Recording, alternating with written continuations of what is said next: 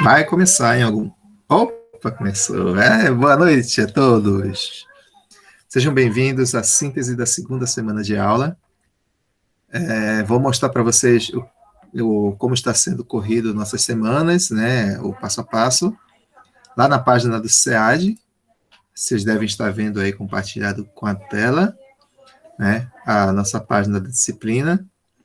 Então, aqui nós temos o cronograma que vocês podem acessar. E nesse cronograma vai estar exatamente a lista de conteúdos semana a semana.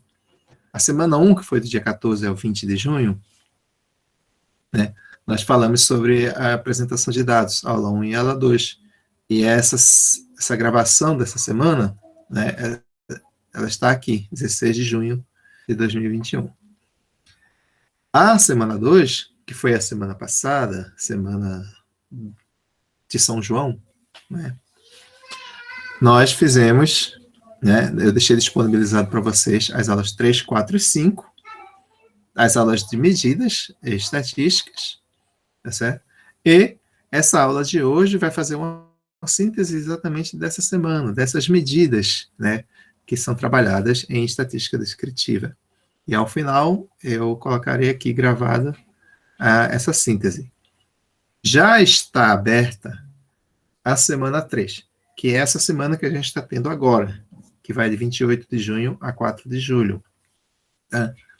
Para essa semana estão previstas as aulas iniciais dos conceitos de probabilidade e probabilidade condicional. Certo? A síntese dessas aulas será feita na próxima segunda-feira. Certo? E aí a gente vai sempre fazendo assim. No dia da síntese dessa aula, eu libero a semana 4, que vai ser a semana que vem, né, cuja síntese será feita na segunda-feira da semana seguinte, e assim sucessivamente, até que a gente chegue na semana da prova, e na segunda-feira a gente faz um resumo geral. Então, é assim que vai estar sendo feita a nossa distribuição de conteúdos semana a semana. Tá? Com relação ao que eu falei, né, aqui eu havia citado pouco tempo atrás, já nesse tópico de discussão, né, uma discussão sobre a tabela de distribuição de frequência com intervalos. Então, uma aluna já colocou uma dúvida aqui, um outro aluno já andou respondendo. Então, eu também vou entrar nesse bate-papo e vocês podem também entrar nesse bate-papo e colocar suas dúvidas, né? E também responder a dúvidas de outros alunos com relação aos conteúdos colocados aqui. Tá certo? Então, a gente pode fazer aqui um grande bate-papo com relação aos conteúdos da disciplina, tá? Além do material que vocês têm disponíveis, né? Vídeos, materiais em PDF, né? Os nossos encontros. Ainda não há definição sobre monitoria, então o horário de atendimento ainda não está disponível, mas assim que tiver, também vai ter um atendimento de monitoria, né? Então, vocês têm várias possibilidades aqui. Então, vamos lá. A aula de hoje, que é a síntese da semana passada, né, versa sobre essas 3 aulas. Aula 3, medida de posição. Aula 4, medida de dispersão. E aula 5, outras medidas, que são medidas que envolvem dispersão e posição ao mesmo tempo. As medidas de posição são basicamente 3. A média, a moda e a mediana. Elas dão uma ideia de tendência central, uma ideia de centralidade, tá? Uma ideia de concentração de dados, de informações. É muito comum falar sobre a média. A média, na verdade, é um parâmetro mais utilizado quando você quer fazer uma espécie de verificação populacional. Tá? Média a gente sempre fez, sempre vem fazendo desde criança, quando a gente queria calcular a nossa própria média na escola. Então, aqui estão as 3 medidas. Tá? Você vai ver que as outras 2 medidas acompanham essa medida, que é a média, que é a mais conhecida. Né? E elas são calculadas de 2 formas diferentes. Primeiramente, O tipo de dado utilizado necessariamente para calcular essas medidas são variáveis quantitativas, né? Lembra que na aula passada, quando falava sobre dados, a gente falou sobre variável quantitativa e qualitativa, e fez a apresentação desses dados, tanto como gráfico, como com apresentação de tabelas, né, para os dois tipos de variáveis. Mas, para variáveis quantitativas, nós temos duas possibilidades, que é a discreta e a contínua. E temos duas representações possíveis graficamente. Perdão, por tabela, né? Graficamente também.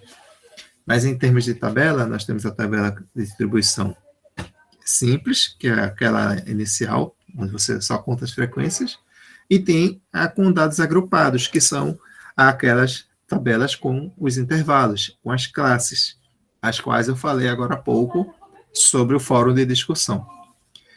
Então, para essas variáveis, nós calculamos as medidas. Tá?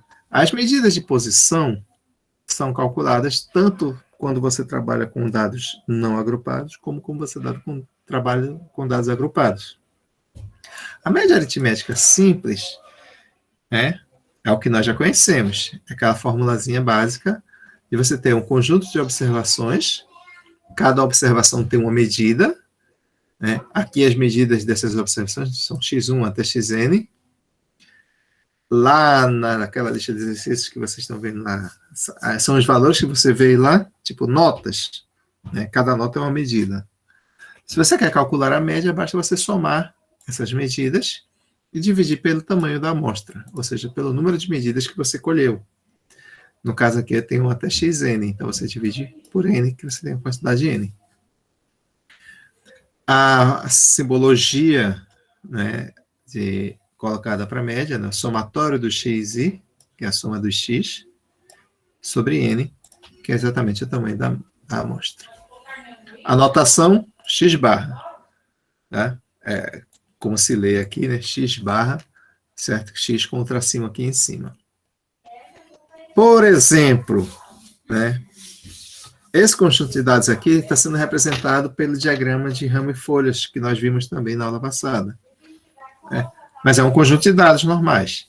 Né? Por exemplo, essa escala que está sendo utilizada aqui, 1, 0, ou seja, significa quem está antes do ramo.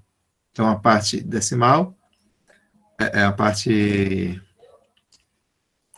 de dezena, e quem está depois é a parte de unidade.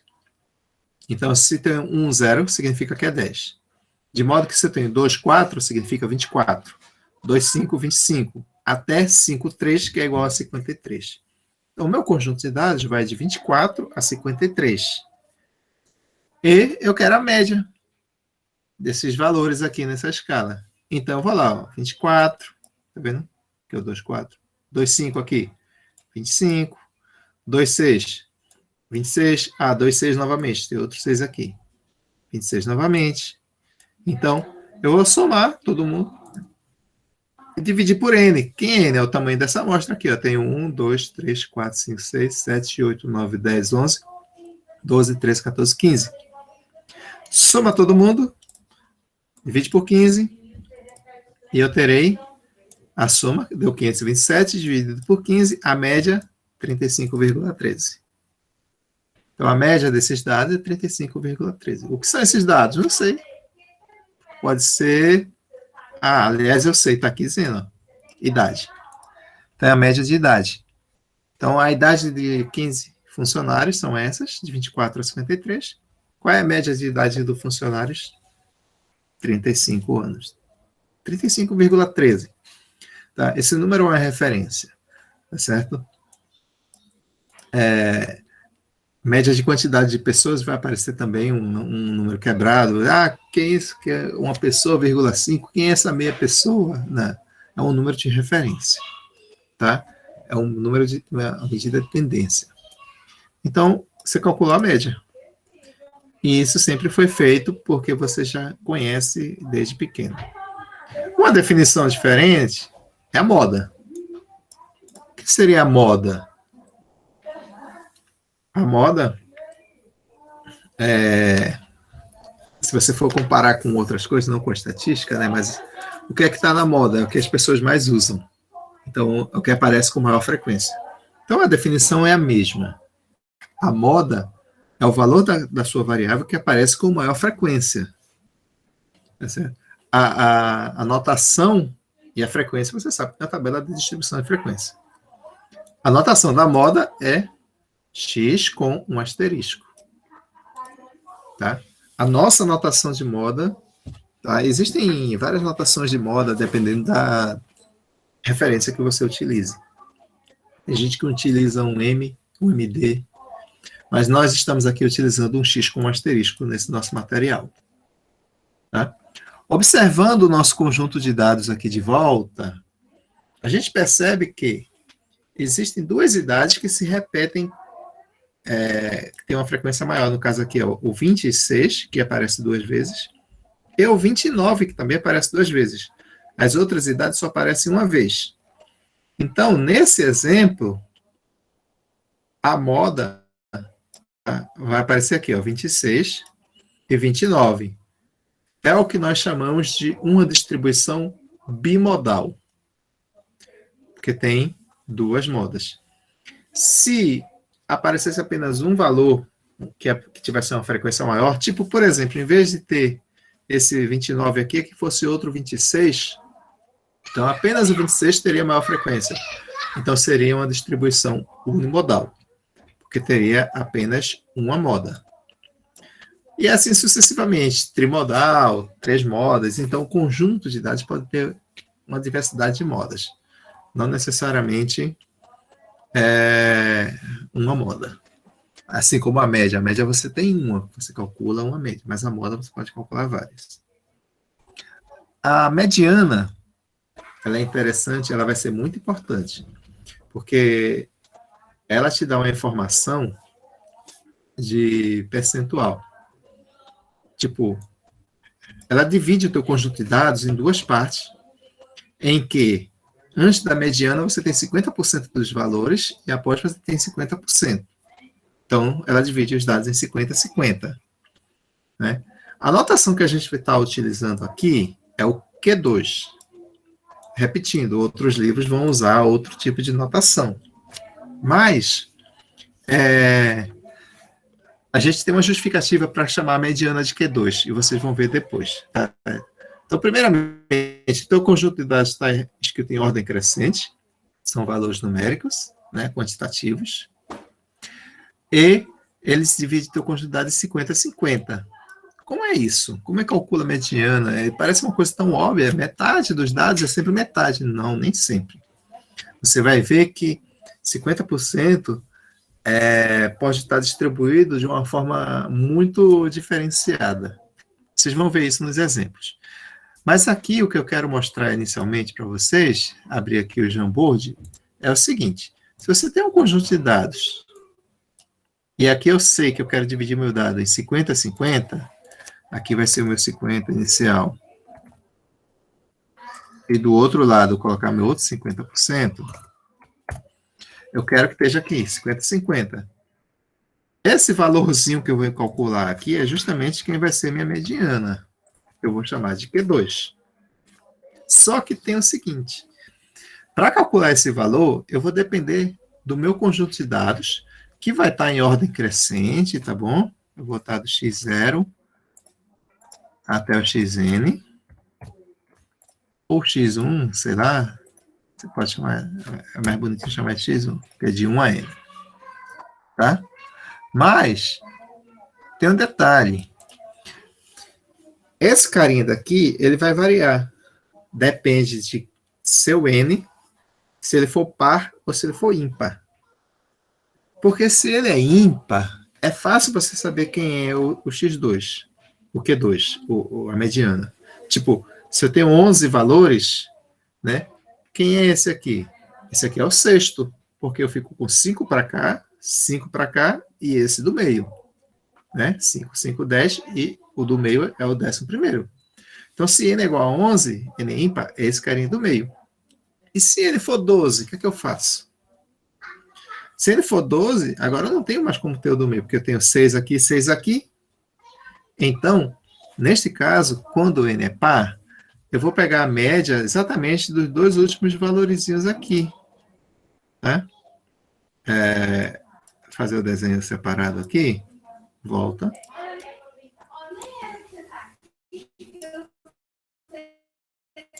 Quando n é par, eu consigo dividir em duas partes, né?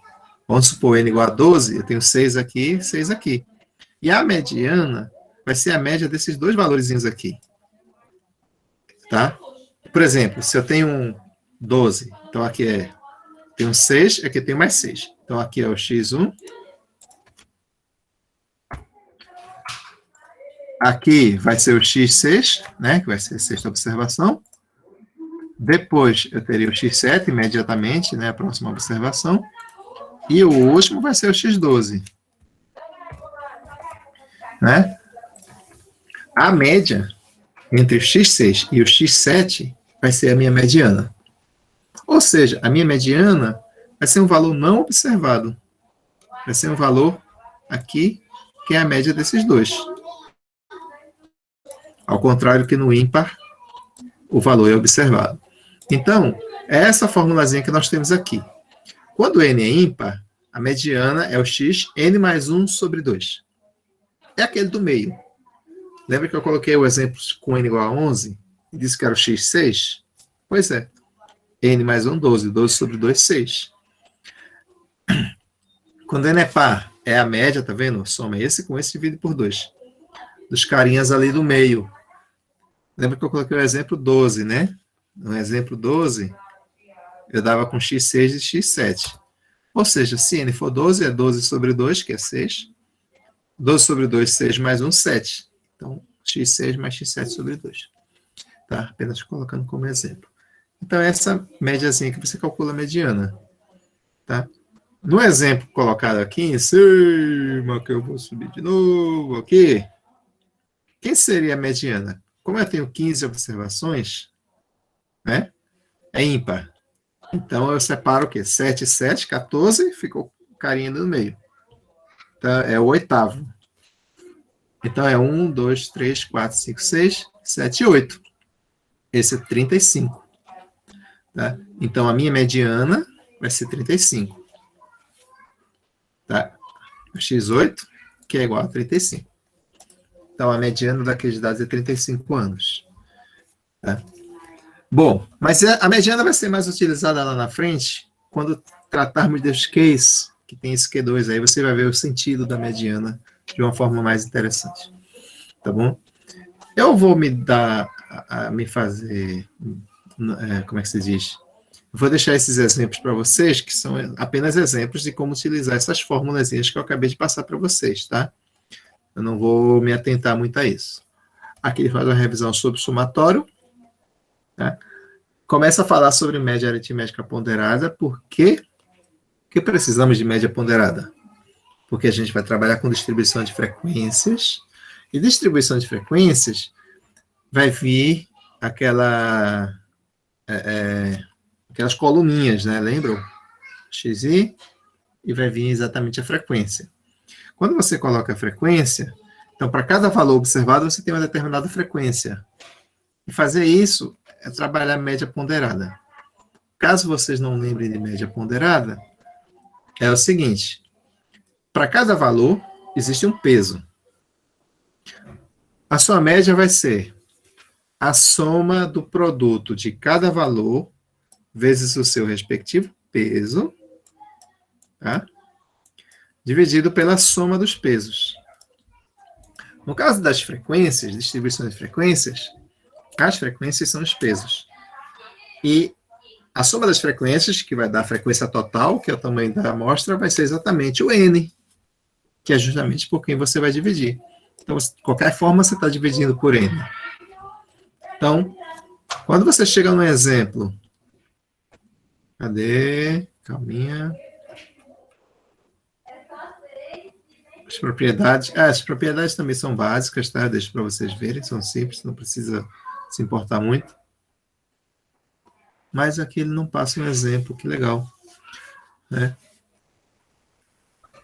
Mas vamos supor isso aqui. É porque isso aqui já está trabalhando com dados agrupados Mas dá para fazer, porque com dados agrupados, a média também é feita através da média ponderada. Né? Moisés? Então, aqui a gente vai ver o exemplo da média que eu queria fazer. Oi, Moisés. Vamos lá. Oi. Oi. Uma pergunta a respeito da média ponderada poderia ser você aplicando 3 provas com pesos diferentes. Isso, exatamente. Bom exemplo. Não? Um bom exemplo. Isso. Que a sua média, no final das contas, vai depender dos pesos que você está colocando para cada prova. Vamos supor que você tem 3 provas, uma prova 1 com peso 4, prova 2 com peso 4 também, e prova 3 com peso 2. A soma dos pesos aí vai dar 10. Então, você vai fazer prova 1 vezes 4, nota 1, nota da prova 1 vezes 4, mais a nota da prova 2 vezes 4, mais a nota da prova 3 vezes 2. E vai dividir pela soma dos pesos, ou seja, dividir por 10. Essa vai ser a média. Excelente exemplo, muito obrigado. Bom, trazendo para a distribuição de frequências, a média ponderada vai ficar da seguinte forma. Está aqui um exemplo. Já é outro exemplo, é renda, não tem nada a ver com o exemplo que acabou de ver. Né? A gente já viu como é que constrói uma tabela dessa, agora a gente vai pegar a tabela pronta e trabalhar as medidas a partir da tabela. Neste caso, eu tenho aqui as minhas classes, né? Já com as suas frequências absolutas e relativas e as frequências acumuladas. O que tem de diferente nessa tabela é que aqui tem um ponto médio. E esse ponto médio ele vai ser utilizado para calcular a média e a moda. A média, por quê? Como nós temos aqui classes e não pontos, como nós faremos a nossa média ponderada se não tivesse um ponto? Então, o ponto a ser utilizado é justamente o ponto médio de cada classe. Então, o ponto médio dessa classe aqui, 3.200 a 4.021, é 3.610,5. E a sua respectiva frequência absoluta. Para o cálculo da média, cadê? Está aqui. Eu tenho o seguinte, 15 é a soma dos pesos, e os pesos são as frequências, está aqui. Essa coluna daqui. A primeira classe tem uma frequência 4, e o ponto médio é 3.610,5. Então, pega o ponto médio, multiplica pela frequência, aí soma, aí pega o segundo ponto médio, que vai ser 4.431,5, multiplica pela segunda frequência, que é o segundo peso, que é 2, está aqui, e assim sucessivamente. Então, a média para dados agrupados vai ser dada pela média ponderada, onde os pesos são as frequências. Então, 4 vezes a ponto médio, mais 2 vezes ponto médio, mais 2 vezes ponto médio, mais 3 vezes ponto médio, mais 4 vezes ponto médio. Dividido por quem? 15, que é a soma dos pesos. Faz a continha, está aqui a média calculada. Tá bom? 5.307,23, né? Isso é renda, então, isso é uma espécie de salário médio para aquela distribuição, a renda média. Né? A moda. Bom, a moda é o seguinte, existe uma moda calculada, que é muito utilizada no livro, chamada moda de Zuber, certo? Essa moda, ela trabalha com as frequências anteriores e posteriores. Mas essa apostila, esse material em particular, ele pega a moda simplesmente como o ponto médio da classe com maior frequência. Então, ele vai procurar a classe que tem maior frequência. Deixa eu ver se está fazendo esse exemplo. Eu imagino que sim. Né? Então, ele vai ver aqui, qual é a maior frequência? A é 4.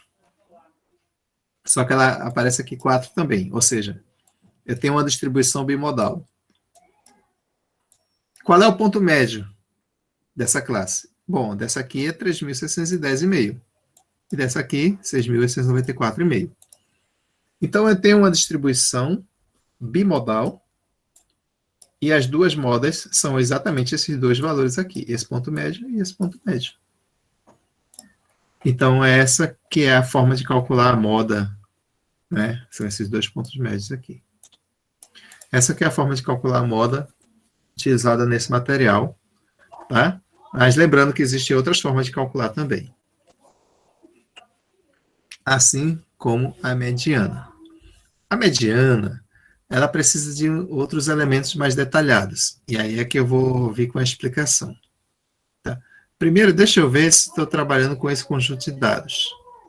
3.200, 6.848. Esse 3.200, isso, né? Então, o que é que eu vou fazer? Eu vou calcular a mediana para vocês. Vou utilizar aqui o nosso Jamboard e o Word, para vocês verem o processo de execução da mediana. Não é tão simples, não é tão direto, né? Mas o objetivo é o mesmo, é dividir 50 a 50. Então, só que como eu não sei quem são os valores que estão aqui dentro de cada classe, eu não tenho como dizer cada ponto onde eu vou ter 50% do meu conjunto de dados. O que eu tenho aqui é o seguinte, abrindo o Jamboard, né, o que eu tenho nesse conjunto de dados são esses intervalos aqui. Tá? Eu tenho um valor mínimo, 3.200, eu acho. Não é isso? O valor máximo, 7.305.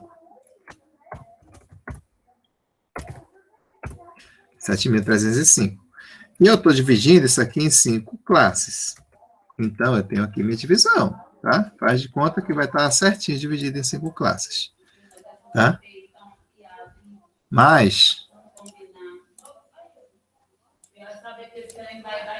Ué, vou jogar para cá, eu quero arrastar.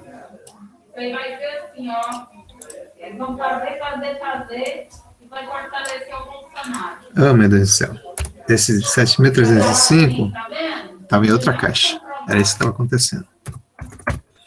Tá, 7.305 está aqui. Né? Quais são os valores que estão nesses outros pontos aqui? 40, 21. Quem vem depois? 4842. Quem vem depois? 5663. 63. E quem vem por último aqui? 6484. Tá. Onde está a mediana? Eu poderia dar um chutão assim, olhando para isso aqui, sem nenhuma análise estatística, quer dizer, 4.842. Por quê? Porque está aqui no meio. Não, mas é 50%. Então vai estar aqui no meio, porque aqui eu tenho 5 classes, então eu tenho essa classe central aqui, né? Jogo 2 para lá, 2 para cá, fico com essa, pega aqui o meio, vai ser aqui. Eu não posso fazer desse jeito, por causa dos pesos. Né? Poderia pensar se os pesos fossem iguais, mas os pesos não são iguais, as frequências não são iguais. Então, devido a isso, eu preciso fazer uma análise mais detalhada, uma análise mais apurada. Né? Então, qual é a primeira coisa que eu tenho que procurar? É saber em qual classe vai estar a mediana. Tá? Pode estar onde? Não sei. Eu imagino que esteja nessa, porque essa aqui é a central. Tá? Será que vai estar aqui? Vamos ver.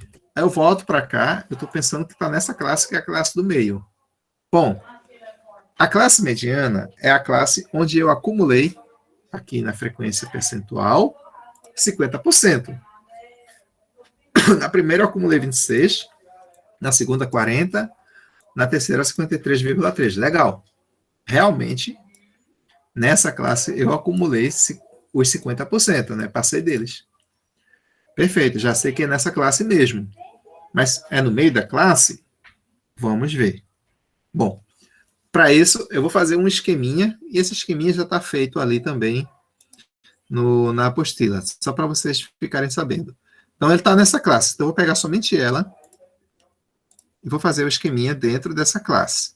Faz de conta que isso é um retângulozinho. Faz de conta que aqui 4842. E no final eu tenho 5663. Certo? Essa classe aqui. A frequência relativa anterior era 40%. Então, antes de entrar nessa classe, eu acumulava 40% dos dados. Quando eu saí dessa classe, eu saí com 53,33%. A mediana é aquela que acumula 50%. Eu tenho noção que 50% é um valor que está mais próximo de 53% do que de 40%. Eu tenho essa noção. Então, eu já vi que a mediana não está aqui no meio da minha classe, mas vai estar aqui mais próxima desse valor aqui, mais próxima do final. A mediana vai estar aqui. Perfeito, ótimo. Agora, o que é que eu tenho que fazer? Eu tenho que saber quem é esse valor que vai estar aqui embaixo, que vai ser minha mediana. Porque, em termos percentuais, eu já sei onde ela está. Mas, em termos quantitativos, que é o que eu preciso saber, ela vai ter que ser calculada. Como é que eu faço isso? Aí eu faço uma espécie de razão de proporção. Lembra disso? Quinta série, sexta série. Como é isso? Bom, a mesma proporção que eu tenho em cima tem que ser igual a de baixo. A mesma razão que eu tenho em cima tem que ser igual a de baixo. Então, vamos fazer uma razão aqui em cima, e essa razão tem que ser a mesma de baixo. Por exemplo, se eu pegar esse pedaço grande aqui e dividir por esse pequeno, tem que ser igual a esse grande dividido por esse pequeno, o mesmo. O meu desenho não ajuda, mas na matemática é correto. Então, que tipo de razão eu vou fazer? Eu vou fazer a seguinte razão. Eu vou fazer a razão desse intervalo grande, que é 53,33 menos 40. Deixa eu colocar aqui um parênteses, que é a função que faz ajudar aqui. Vou fazer a razão. Eu podia fazer com relação a esse pequeno, mas quero fazer com relação a esse grande só para não ficar fazendo conta de menos, só por isso.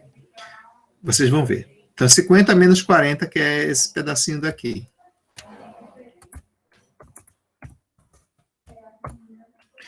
Essa razão que eu estou fazendo aqui, ela tem que ser a mesma razão que eu vou fazer embaixo, que é referente ao mesmo intervalo. 5663 menos 4842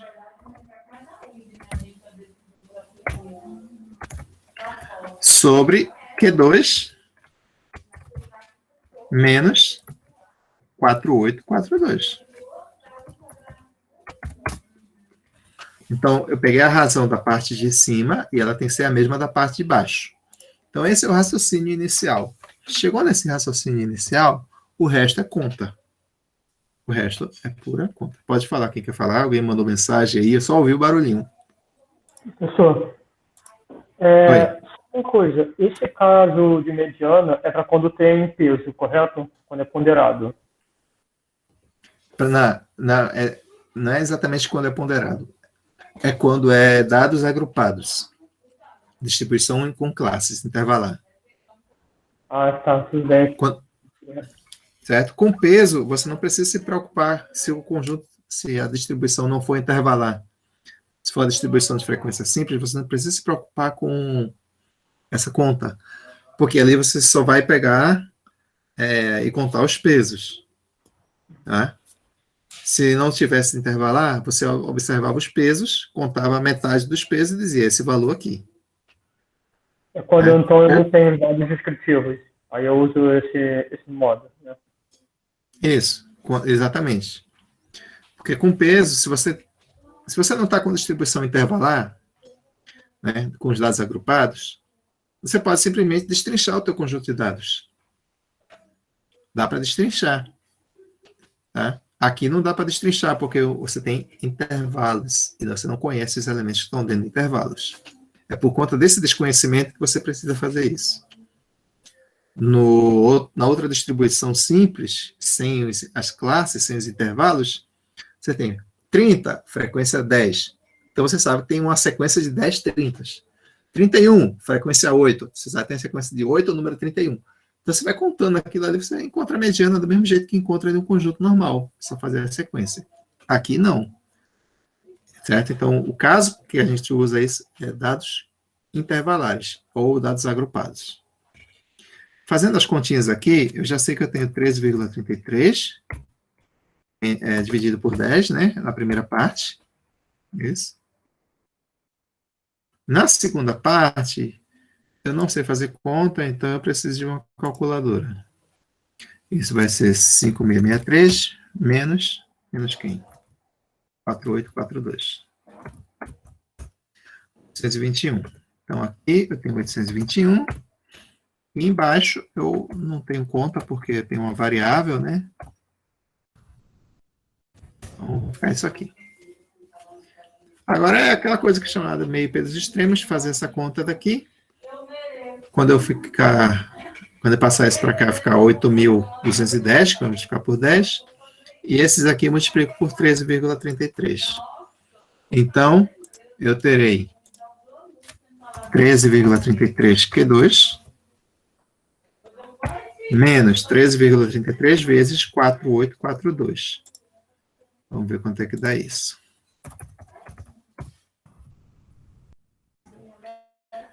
Uau, 64.543,86. Muito número.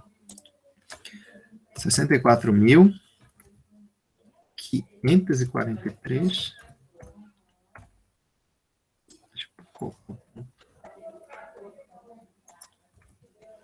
86.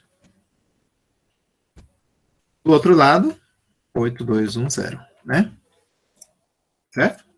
Foi isso que aconteceu, né? Se eu abrir isso aqui que a gente...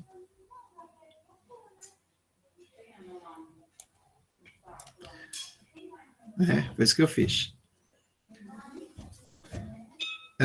Quando eu vou ficar apenas com a variável do lado de cá, quem não é da variável, eu vou passar para o outro lado, vai ficar positivo, então vai ficar 8.210 vezes não mais, esse valor aqui, né? Eu vou até fazer essa conta agora, já está ali o valor, mais 8.210, vai dar 72 mil e tanto, então eu venho aqui,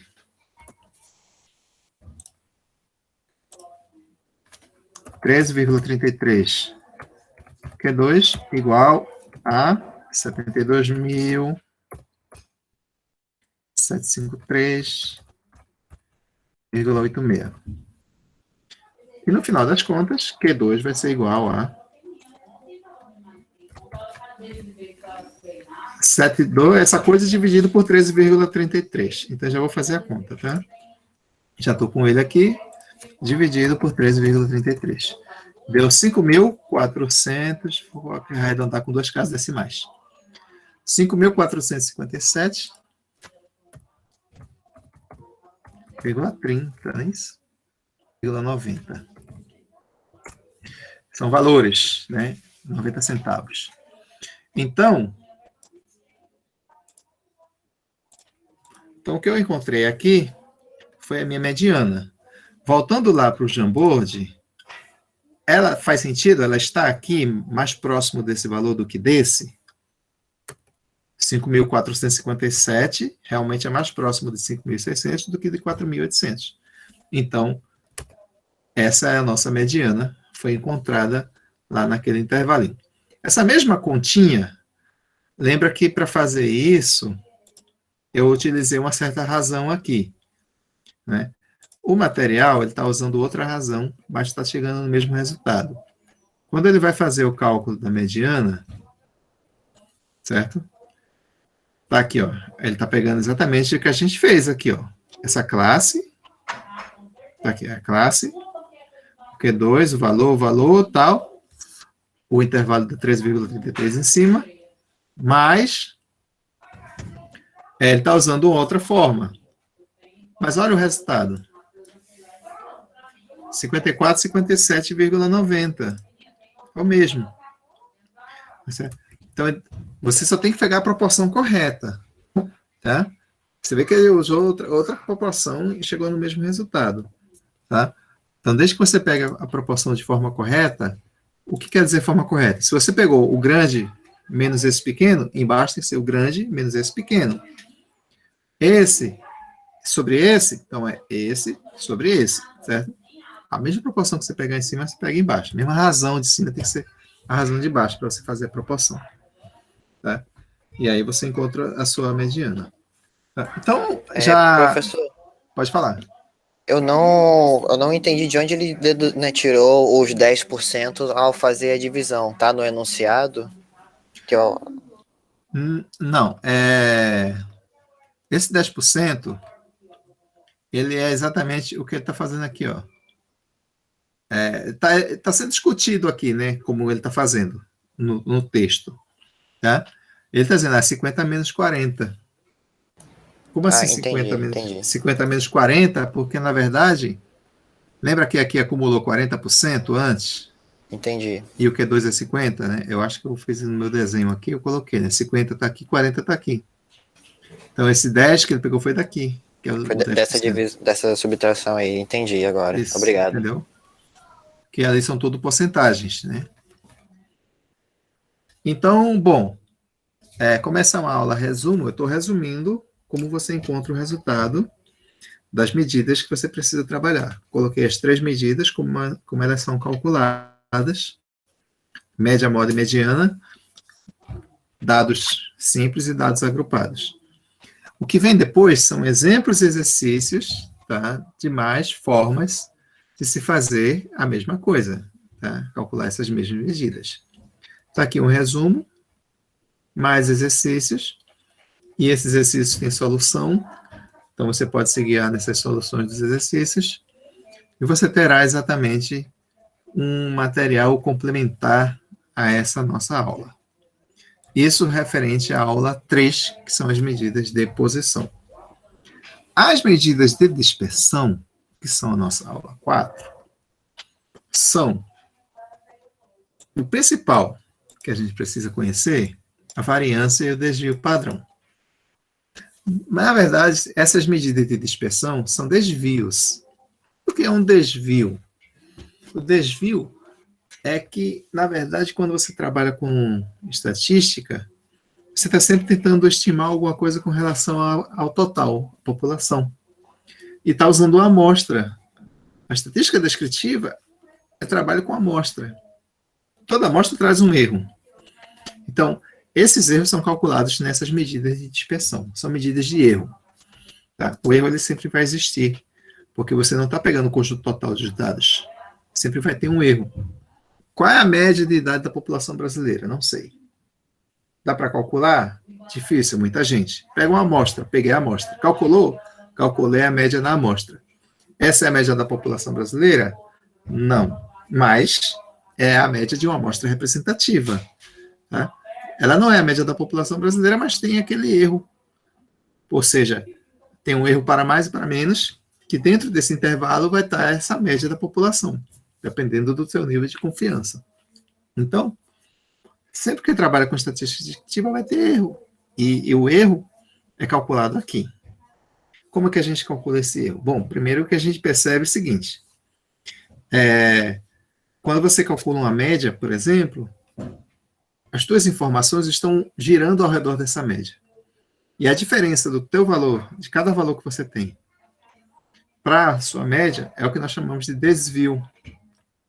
Então, você tem o desvio em torno da média. A partir dos desvios em torno da média, você tem a opção de calcular uma medida para esse erro. A partir desses desvios, podendo ser o desvio médio absoluto ou a variância para o desvio padrão. Mas antes vamos ver o que é amplitude. A gente já sabe o que é amplitude. A gente usou a amplitude para fazer as classes, os intervalos. A amplitude é só pegar o maior menos o menor. Então, essa é uma medida também de dispersão. Tá? Então, a gente já tem a amplitude. Tá? Máximo menos o mínimo. O que a gente está interessado agora em saber é que medida a gente vai trabalhar como uma medida de erro. O desvio em torno da média, é o que eu falei, são as diferenças entre cada valor observado e a média. Só que, Se eu fizer a soma de todos os desvios em torno da média, ou seja, pegar todos os valores e subtrair da média, quando eu somar eles vai dar zero. Vai parecer que não tem nenhuma espécie de erro. Como assim deu erro zero? Sempre vai acontecer isso, tá?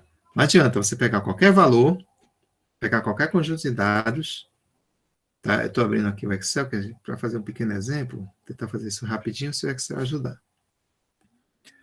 Eu vou pegar um conjunto com, sei lá, 5 informações, 5 dados, conjunto pequeno, para não gastar muito tempo, só para mostrar para vocês a necessidade de pensar uma medida de desvio que não atrapalhe aqui, por exemplo, vamos supor, sei lá, pega um conjunto de valores, 10, 5, 48, 62, 18. Peguei um conjunto bem aleatório, tá? Eu consigo calcular a média disso aqui. A média desse conjunto, tá? Deu 28,6. O que é que acontece quando eu pego cada valor desse e subtrai da média? Se eu fizer isso aqui, cada valor e subtrair da média. Eu fiz alguma coisa errada. Então, deve ser aqui. Eu tenho que fixar antes, né? Isso. Né?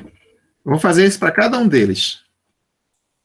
Peguei o valor menos a média. Cada valorzinho menos a média. O que é que acontece quando eu faço a soma desses desvios? Cada um desses é um desvio. Quando eu somo o desvio, vai dar zero. Então, isso aqui é o que está acontecendo aqui. Quando eu pego cada valorzinho e subtraio da média e faço a soma. Vai dar zero de qualquer jeito. Mas, então, isso não é uma medida boa. Porque a soma dos desvios, dando zero, quer dizer que parece que não tem erro.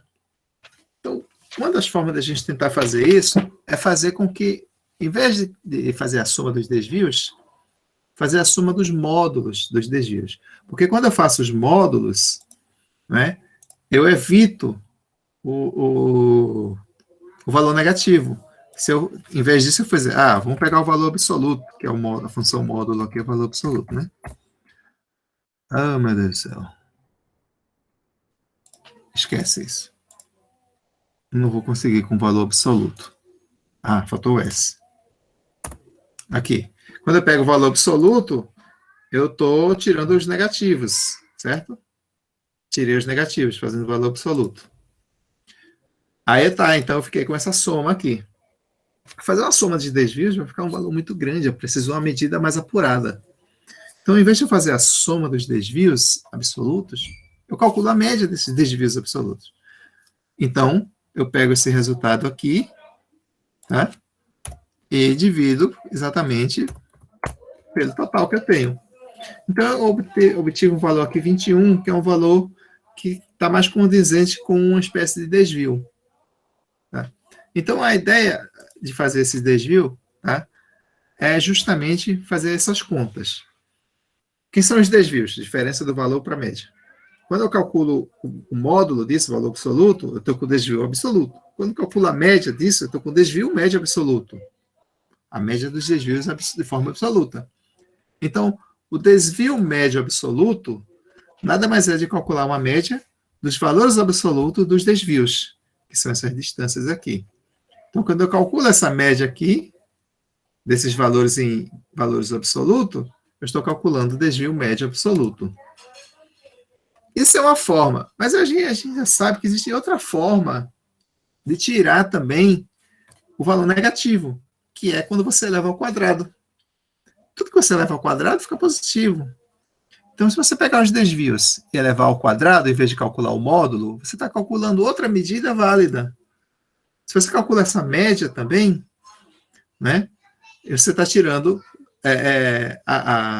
você está calculando o erro, que é o desvio, ao quadrado médio. Ou seja, você está calculando o erro quadrático médio. E calcular o erro quadrático médio, ou seja, trocar o módulo por quadrado, nada mais é do que calcular a variância. Quando você troca aquele módulo por quadrado aqui, você está calculando exatamente a variância. Então, a fórmula da variância, ela vem a partir dessa definição. É o erro quadrático médio, tá? Ou média dos desvios quadráticos. Chamar de erro de desvio, tanto faz, é a mesma coisa, tá? Erro quadrático médio é a variância. Mas só que quando você faz isso, elevar ao quadrado está fazendo com que o teu valor fique grande. Então, no final das contas, você sabe que ficou um valor positivo, porque é uma soma de quadrados, mas está grande. Então, faz o seguinte, no final, extrai a raiz quadrada. Extrai a raiz quadrada no final, que você vai ter um valor que você pode chamar esse valor de um desvio, que você pode usar como um desvio de forma padrão. Padroniza seus desvios dessa forma. Então, o que você acaba tendo aí, a raiz quadrada da variância é o teu desvio padrão. É o desvio utilizado como padrão. Então, por isso que a medida de erro padrão é esse desvio padrão. E ele é calculado dessa forma. Então, basta calcular a raiz quadrada da variância, você tem desvio padrão. Então, aqui eu tenho um exemplo, né, que você tem valores, esses valores aqui, calculou a média, que deu 35,5, 35,13, e os desvios, cada valor menos a média ao quadrado, cada valor menos a média ao quadrado, somou todo mundo, dividiu por 15, que é o tamanho da tua amostra, encontrou a variância. Aplicou a raiz quadrada, desvio padrão. Existe uma fórmula alternativa para calcular o desvio padrão. E ela é uma consequência de alguns manejos algébricos nessa mesma fórmula inicial da variância, e você chega nesse formato daqui. É um formato aproximado, tá? Em vez de você fazer que a variância é o somatório de xi menos média ao quadrado sobre n, você tem que a variância pode ser calculada por somatório de xi ao quadrado menos a média ao quadrado sobre n. Tá? Vai dar o mesmo resultado, porque é uma fórmula que parte da fórmula inicial. Tá bom?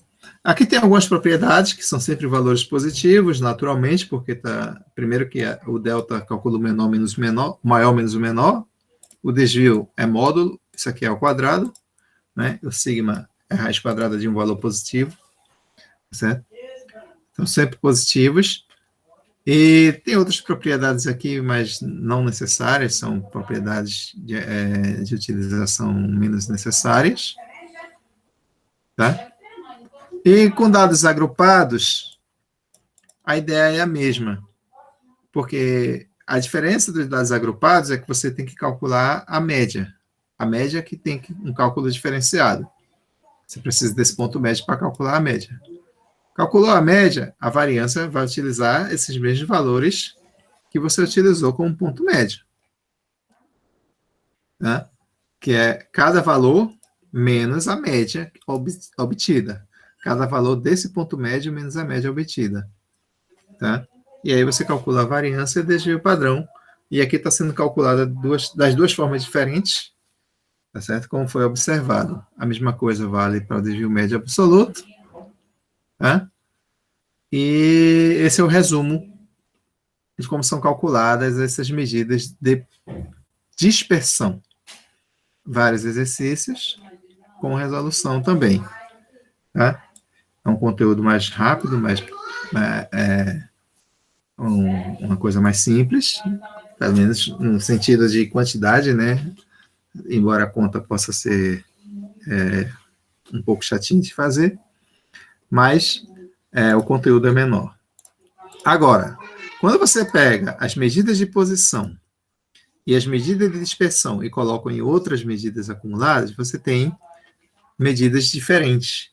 Tem medidas de variação, medidas de assimetria, né? Tem medidas de quantidades, que são quantílicas. Né? Então, vamos ver quem são essas medidas. Tá? A ideia aqui é conhecer o coeficiente de variação, scores padronizadas, o teorema de Chebyshev, que é uma consequência dos scores padronizados, medidas de assimetria e o box plot. Então, vamos lá. O coeficiente de variação é uma medida que tenta ajustar alguma espécie de incompatibilidade entre conjuntos de dados. Por exemplo, vamos supor que você tem um conjunto de dados de idades de crianças, né? Sei lá, 0 a 10 anos. E outro de idade também, só que de adultos, de 30 a 50 anos. A média de cada conjunto vai dar diferente, naturalmente, né? A média de criança vai dar a média de idade baixa, a média de idade de adulto vai dar a média lá em cima. E quando você for calcular o desvio padrão, né, já que a média não é informação muito precisa, os valores vão estar seguindo próximo à média também. O valor do desvio padrão para a idade das crianças vai estar menor do que o valor do desvio padrão para a idade dos adultos, a não ser que a idade dos adultos sejam muito certinhas, para ter um desvio muito pequeno. Mas, independente disso, eu não posso fazer comparação nesses dois conjuntos de dados apenas observando a média e desvio padrão. Então, eu preciso de uma medida que me ajude a ter essa ideia de comparação. Na verdade, não só o coeficiente de variação, como também os scores padronizados vão nos ajudar nesse sentido. No coeficiente de variação, a ideia é você dividir o desvio padrão obtido pela média. E aí você tem um valor, e aí você pode comparar esse coeficiente de variação com o coeficiente de variação do outro conjunto de dados, para saber se a variabilidade foi maior ou menor, independente do desvio padrão encontrado.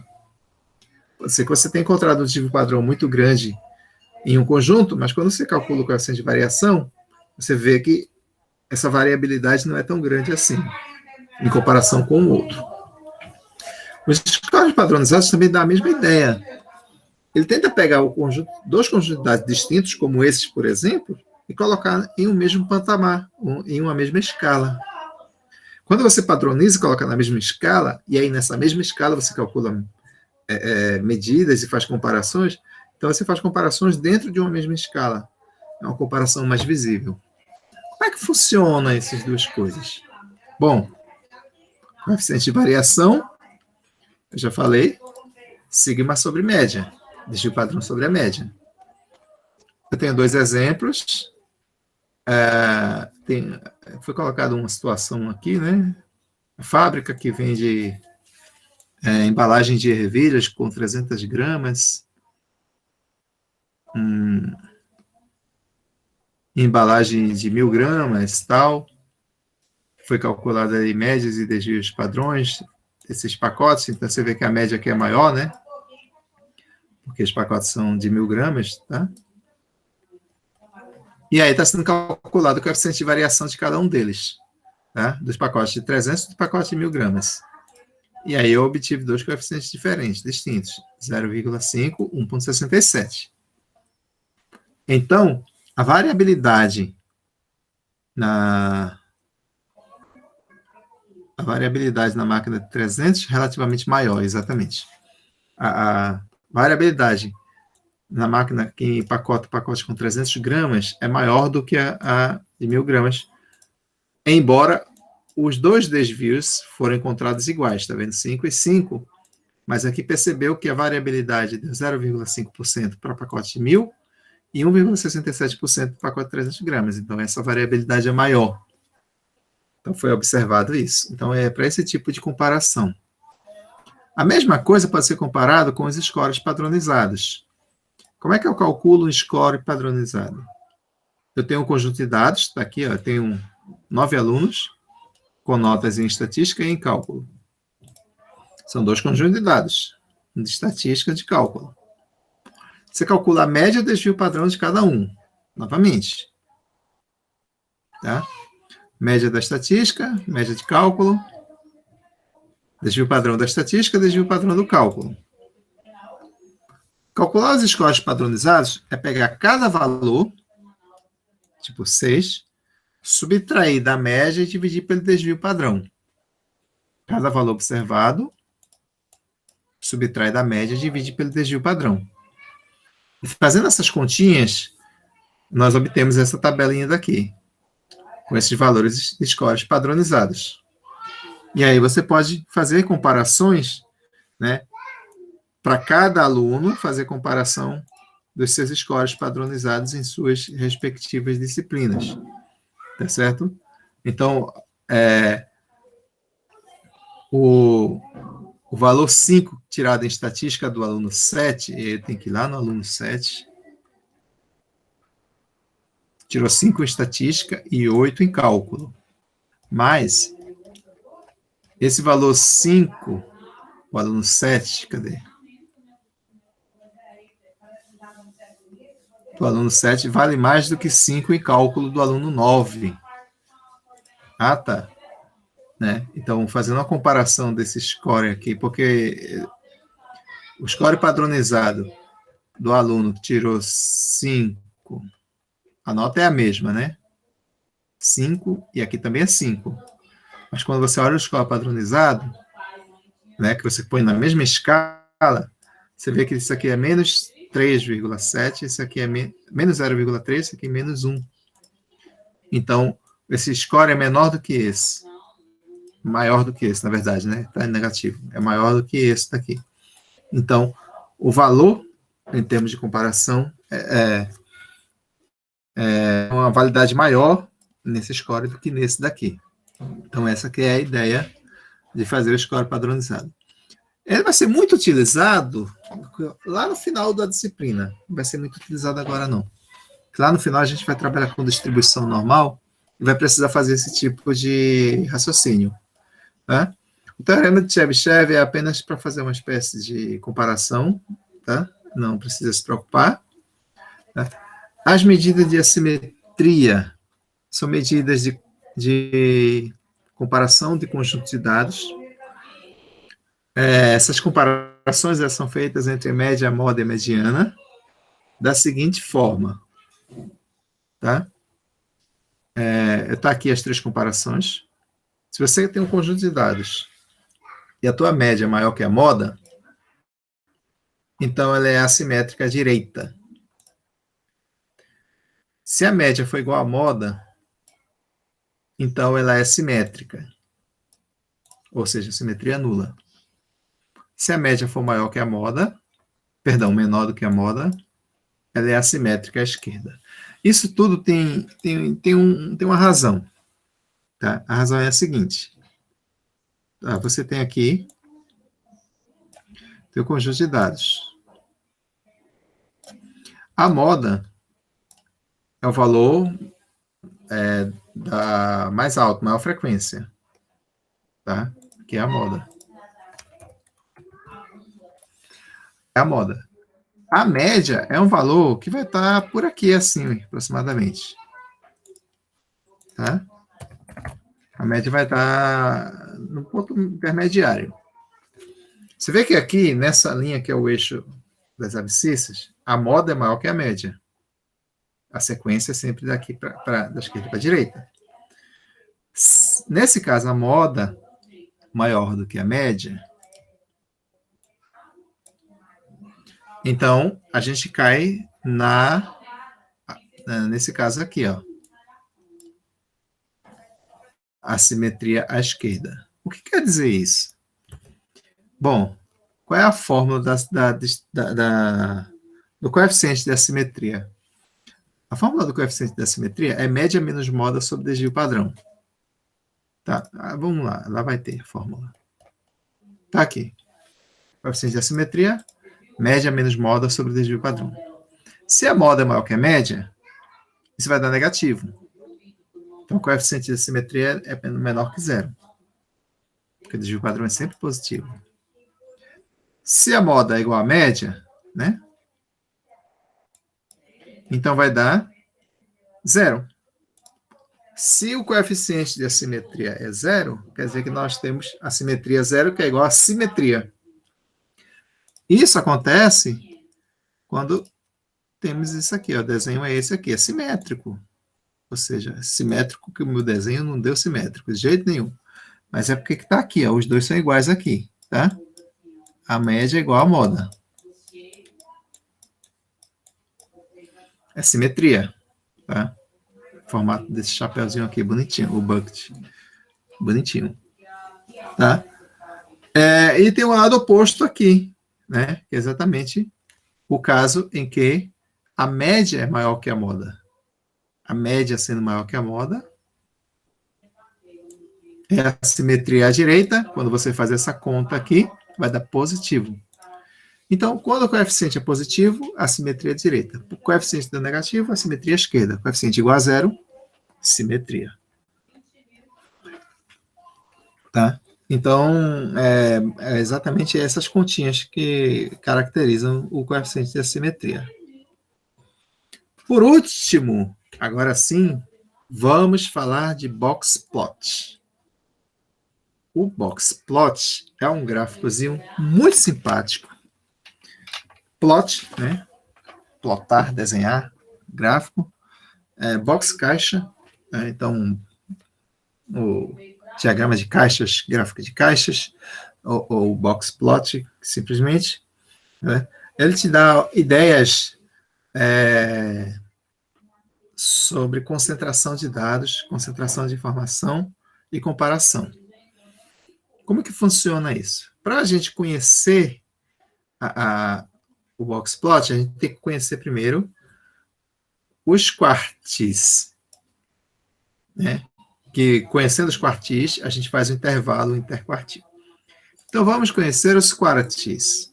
Para conhecer os quartis, eu vou desenhar aqui um intervalinho de dados, né? O mínimo e o máximo, e separar esse conjunto em 4 partes. Maravilha. 25%? Consigo copiar e colar? 25%. 25%. 25%. Lembra da mediana? A mediana separava 50 a 50. Olha aqui, ó, 25 mais 25, 25 mais 25. Então, a mediana está aqui. E eu já chamei ela de Q2. Por quê? Como eu divido em 4, eu tenho os quartis, que são os quartis Q1, Q2, Q3. Os 3 quartis, a historinha dos 3 quartis. O segundo quartil é exatamente a mediana, e a gente já sabe como calcular. A ideia é a mesma para calcular o primeiro e o terceiro. O primeiro quartil é a mediana da primeira parte. O terceiro quartil é a mediana da segunda parte. Sabendo calcular a mediana, sabe calcular os quartis. Ponto. O que é o intervalo interquartil? O intervalo interquartil é esse intervalo daqui, ó, cuja notação é IC e não II. Aliás, IQ. Interquartil. O intervalo interquartil é a diferença entre Q3 e Q1. Então, na verdade, eu tenho que editar isso aqui e colocar já a formulazinha. Esse aqui é uma fórmula Q3 menos Q1. Calculado o intervalo interquartil, a gente pode calcular outros elementos para poder fazer o box plot. Mas primeiro conhecendo o intervalo interquartil. Agora vamos partir para o box plot. O box plot é esse desenho daqui que eu vou fazer agora.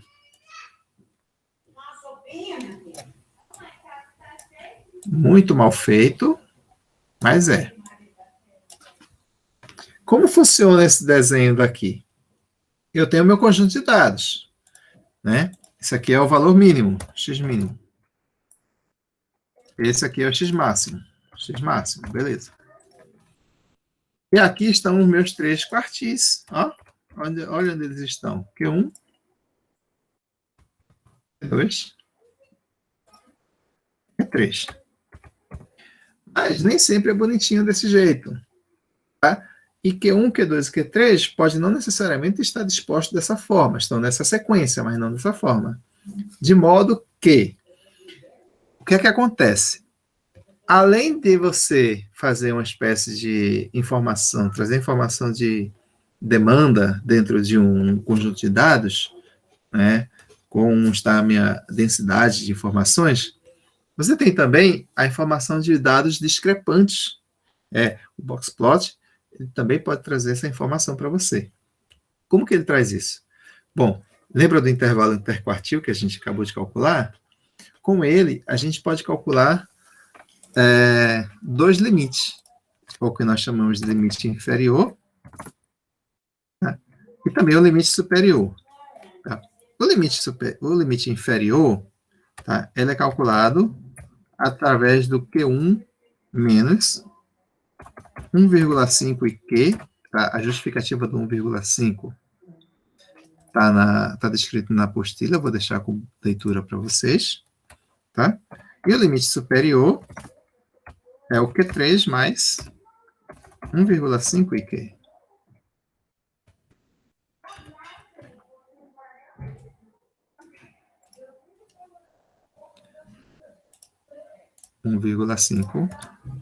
IQ. Então, eu tenho LI e LS. Esses dois limites vão me dar um intervalo. E esse intervalo formado por LI e LS, tá? Esse intervalo formado por LI e LS, LI, LS, ele vai me dizer o seguinte: todos os meus dados têm que estar aqui dentro. Todo o meu conjunto de dados. Se houver algum dado que não esteja aqui dentro, ele será considerado discrepante. E aí, a depender de onde esteja esse dado discrepante, vai mudar a minha figura do meu boxplot. Por quê? Se houver dado, por exemplo, se houver algum dado aqui maior do que o LS, então eu tenho um dado discrepante que é maior, que é o meu, que pode ser meu x máximo ou outros valores. Isso quer dizer que o meu boxplot ele vai ser formado por x dessa forma aqui, mas aqui em cima, em vez de eu ter o meu x máximo, que ele vai estar fora, certamente o x máximo vai ser discrepante, tá? Eu vou entrar com o meu próximo valor observado. Próximo valor observado, abaixo do máximo, que não esteja fora do LS. Eu posso ter dois valores acima do LS. Então, eu não vou pegar o próximo que não esteja, tá? O próximo que esteja dentro do LS aqui. A mesma ideia para baixo, tá? Se por acaso o meu dado discrepante estiver aqui abaixo de LI, tá? Então, o meu boxplot ele vai ser constituído até um valor que esteja aqui. E esse aqui vai ser considerado discrepante. Vamos ver como é que funciona isso na prática, né? É justamente onde a gente vai entrar aqui para ver os exemplos. Tá? Aqui eu estou com a justificativa do 1,5 IQ, tá certo? A definição do IQ, aliás, primeiro, que é 3 menos Q1. O cálculo dos quartis, que a gente já sabe quem são os quartis, tá? E aqui o boxplot, tá? E aqui é a tentativa de construir o boxplot. Então, a gente já sabe que existe esse limite, tá vendo?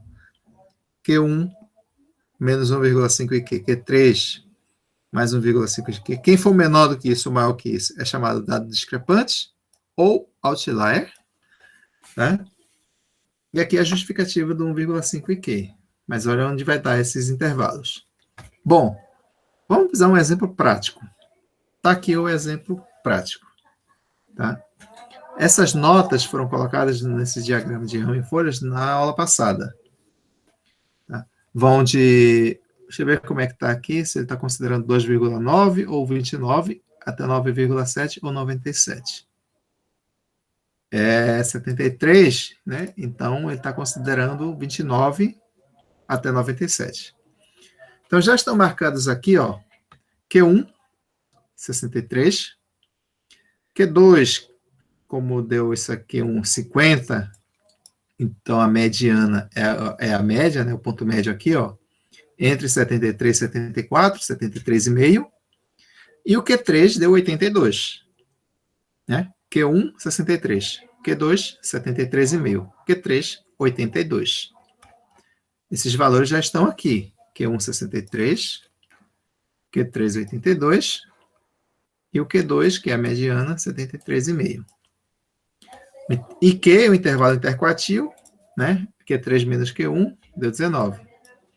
E aqueles dois intervalinhos lá, tá? Deu 34,5 e 110,5.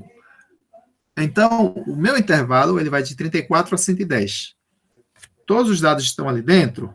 Olha só. Ah, bom, vai até 97, então está abaixo de 110. Só que vão a partir de 29. 29 menor do que 34. Então, o 29 é um valor discrepante, está aqui ele. E o meu box plot, ele começa do próximo valor depois do 29, que é 37. Então, o box plot começa aqui do 37, tá? Colocando a reguinha aqui, 37. Aqui é Q1, Q2 e Q3, calculados. Veja que o Q1, que é 63, é praticamente o ponto médio entre o 37 e o 97. Né? 30, 90, 60. É o ponto médio, praticamente. E ele representa 25%. Então, eu tenho 25% das notas antes do Q1. Então, metade, 25% já tiraram notas abaixo de 3,7. Essa que é a noção. Perdão. Abaixo de 3,7, não. De 3,7 a 6,3. Tá? 50% está aqui. Dentro de Q2 e Q3. Q1, Q2 e Q3. 50% estão entre 63 e 82. Tá? É uma densidade. E aqui eu tenho os 25% maiores notas, tá certo? São pessoas que tiraram acima de 82. Tiraram notas de 82 a 97. Então, apenas 25% dos alunos tiraram entre 8,2 e 9,7. Tá? E essa é a interpretação. E esse foi um valor discrepante observado. Tá? Toda vez que você observa um valor discrepante no seu conjunto de dados, você tem algumas ações a fazer. Ou você retira ele da amostra, ou você ajusta o teu conjunto de dados a esse valor, porque, afinal de contas, o valor ele pode ter sido digitado de forma errada, e aí, se ele for digitado de forma errada, você tira. Mas se ele realmente é um valor existente, ele tem que constar lá, mas consta com um valor discrepante. Como neste caso, é um valor que realmente consta. Tá? E aqui outro exemplo, para finalizar, para terminar, né, das populações urbana, rural e totais dos estados do censo 2000. Tá? Essa quantidade aqui é multiplicada por 1.000. Tá certo? Então, você tem aqui os quartis, o intervalo interquartil, e que são os valores que vão formar o teu box plot. Percebe-se o seguinte, claro, está colocando em ordem crescente, que não está aqui, em algum deles tem que estar em ordem crescente, tá? Você vai encontrar que o Q1 vai ser o Distrito Federal, Q2 Espírito Santo e Q3 Pernambuco, dentro da população total. Da urbana e da rural já muda de estado, mas depende lá da forma como você organiza. E para cada uma dessas também, você vai ter o intervalo interquartil, né? Diferença, e aquela continha. Vamos, pelo total, observe o seguinte. Aquele intervalinho deu menos 6.000 a 16.000. Claro que menos 6.000 nenhuma população é negativa. Na verdade, nos 3 deu negativo. Então, eu não tenho nenhum valor discrepante para menos. E para mais? Bom, da população total, eu tenho que ver quem tem população maior que 16 mil. E eu observo que na população total aqui, eu tenho uma população 37 mil, que é São Paulo, e 17 mil, que é Minas Gerais. Então, eu tenho 2 populações totais que são maiores do que 16 mil. Então, essas 2 populações são os outliers. Ela aparece aqui, olha lá, Minas Gerais e São Paulo. Da mesma forma, a gente analisa as populações urbana e rural. As juntas inferiores e superiores são exatamente aqueles valorizinhos que vão estar aqui e aqui. Lembra quando você tem... Bom, para mínimo você não tem outlier. Então, você pega a menor população e ela é a junta inferior. Na menor população total é Roraima. Está aqui, ó, 326 mil. Não tem ninguém menor que esse. E, para a junta superior, como você tem Minas e São Paulo como outlier, você procura a próxima população, né, que seria a maior população, menor do que essas 2. E quem é essa população? É o Rio de Janeiro, que está escrito de forma errada aqui, que, na verdade, Rio de Janeiro tem população total, no censo 2000, 14.392. Vezes 1.000, tá? 14.392, aqui ficou faltando o 2. Tá? 14.392 ficou somente 1439. E assim você vai juntando e montando e fazendo as comparações. Olha que interessante. Quando você pega só a população total, esse é o box plot. Olha lá São Paulo como dista dos demais, Minas também. E olha como ele é amassado aqui no mínimo. Ou seja, a maioria dos estados tem população abaixo dos 10 dos 10 milhões. Né? Tá certo? Estão bem concentrados aqui. Aí, quando você vê a urbana e a rural, você pode até fazer comparação entre elas. Mas olha que interessante, que na população urbana você tem 3 valores discrepantes, na rural você tem 1. Só que o valor que é discrepante na rural é uma população que é menor do que a população, né? Sei lá, tá ali entre os 50% e 75% da população urbana, tá certo? E ela é bem achatada aqui, significa que ela é bem abaixo, tá vendo? Dos 500, dos 5 milhões de habitantes. População rural, todos os estados estão abaixo, eu diria até do que 4 milhões de habitantes. E na população urbana, né, os estados estão bem distribuídos aqui, tá certo? Dentro dos 5 milhões de habitantes. Né? Então, são observações que você pode ver fazendo análise com o box plot, tá certo? É um tipo de análise muito comum, os trabalhos com box plot são trabalhos muito bem aceitos, são trabalhos muito interessantes, tá? Com recomendações bastante claras, tá? Mais exercícios e também mais solução de exercícios, aplicando as fórmulas que são utilizadas tanto nessas aulas 3, como a aula 4, como também na aula 5. Ok? Então é isso. Tá? Esse é o resumo dessa semana com os materiais referentes às medidas de estatísticas descritivas.